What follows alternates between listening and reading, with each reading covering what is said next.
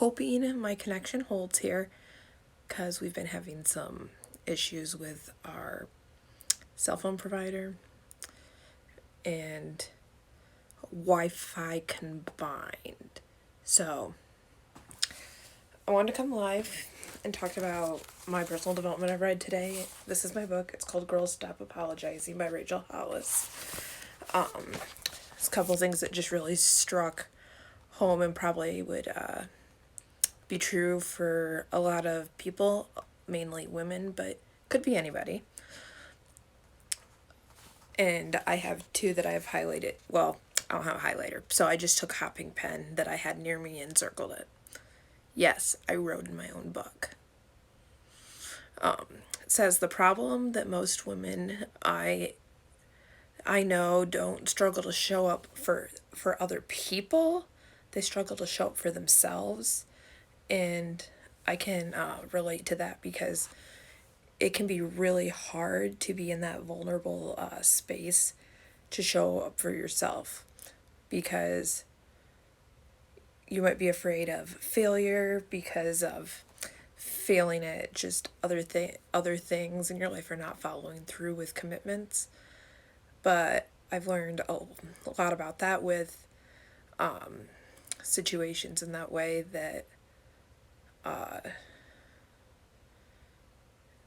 that a person struggles with. Like, a lot of it comes down to accountability, and accountability has been huge for me, especially in this 100-day workout boot camp that I have been doing since July. And I did day 65. No, not 65. 66 and workout 68. And I'll go back and do 67 and 69 tomorrow. But not the point of this live. But I have just been surrounded with such a good tribe and community of like-minded people. And there's always a place for you if you want to that accountability, or just a place to where you can feel loved, supported. We have recipes and all the goods. But if you're interested, send me a DM and we can chat about that. But and then the other thing is, it says that I found in here, it says